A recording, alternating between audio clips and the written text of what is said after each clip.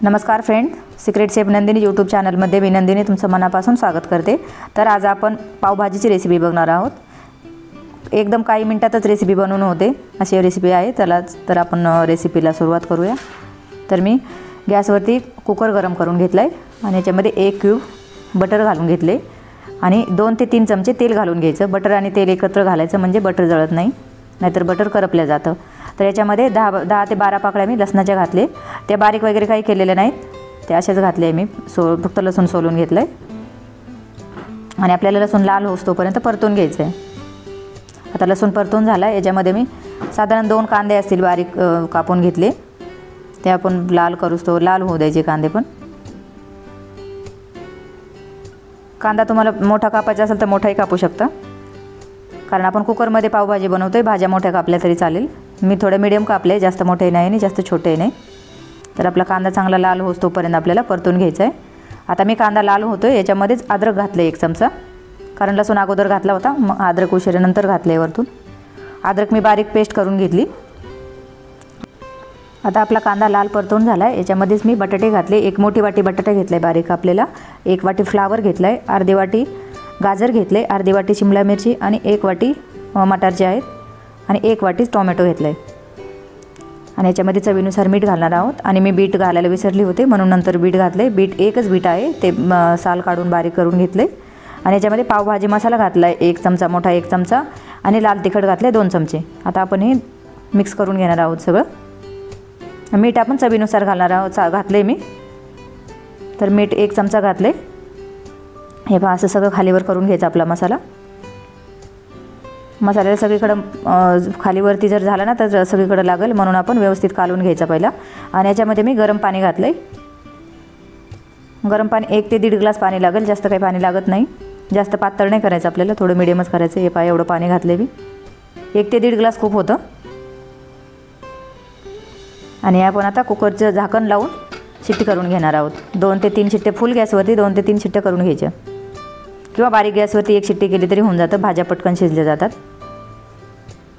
हे पहा, मी फुल गॅसवरती 2 ते 3 शिट्ट्या करून घेतल्या। आणि हे आता झाकण काढून दाखवते, कलर किती सुंदर आला आहे। आणि आता आपण थोडं थंड करून घेतले मी, आणि याचे स्मॅश करून घेणार आहे। आता हे भाज्या पटकन स्मॅश होतात, कारण आपण शिजून घेतलेल्या ना चांगल्या, तर पटकन होऊन जातात। हे पहा, असे एकदम मऊ झाले आहेत भाज्या, थोडी वाफ येते आणखी पण। आता आपण याला तडका देऊन घेणार आहोत। तर तडका देण्यासाठी मी एक छोटा पॅन आहे, तो गरम करून घेतला आहे। याच्यामध्ये 1 क्यूब बटर घातलं आहे, थोडंसं तेल घातलं आहे वरतून। याच्यामध्ये अगदी अर्धी वाटी कांदा घातला आहे, छोटी वाटी घेतली ती पण अर्धीच आहे। आणि कांदा आपण लाल होईपर्यंत तळून घेणार आहोत चांगला। वरतून कांद्याची ही अशी जर फोडणी घातली ना तर पावभाजीला टेस्ट खूप छान येते, म्हणून थोडीशी घालायची। आणि याच्यामध्येच मी परत पावभाजी मसाला घेतला 1 चमचा, कारण पहिले 1च चमचा घातला होता, म्हणलं वरतून थोडा तडका देण्यासाठी घालायचा होता, म्हणून थोडा घेतला होता मी। आणि कोथिंबीर घातली थोडीशी,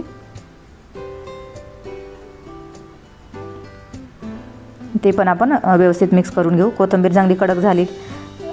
आता आपण याच्यामध्ये 1 चमचा लाल तिखट घातले मी, कलरचं लाल तिखट आहे, बेडगी मिरचीचं लाल तिखट आहे, हे तिखट नसतं अजिबात। आणि हा तडका आहे जो तो आपण भाजीमध्ये घालून घेणार आहोत। भाजीचा गॅस मी चालू केला होता, मी सांगायला विसरले ती।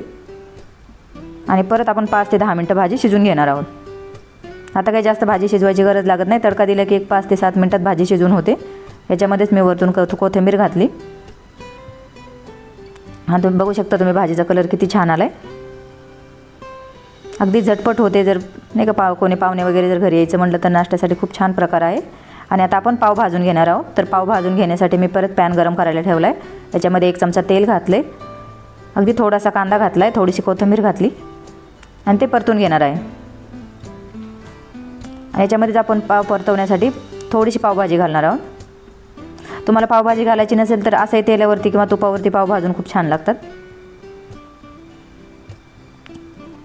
मी म्हणलं जसे गाड्यावर बनवतात तसे आपले पाव भाजून दाखवत। हे पहा, असे आपण पाव दोन्हीकडून पण व्यवस्थित भाजले जातात। आणि आपल्याला 4ही बाजूने पाव भाजून घ्यायचे, म्हणजे जे भाजीची टेस्ट आहे ती सगळीकडून छान लागते त्याला। हे पहा, आपले पाव भाजून झालेले आहेत आता। खूप सुंदर लागतं ते पाव। माझ्याकडे असे चांगले भेटले नाही, पण हे स्वीट पाव होते तेच घेतले मी। आणि पाहते आपली पावभाजीचा कलर बघा किती सुंदर आला आहे. पावभाजी पण काढून घेते. आपली एकदम कुकरमधली एकदम झटपट पावभाजी तयार झालेली आहे. रेसिपी कशी वाटली ती नक्की कमेंट करून सांगा. व्हिडिओ आवडल्यास लाईक, शेअर आणि सबस्क्राईब करा.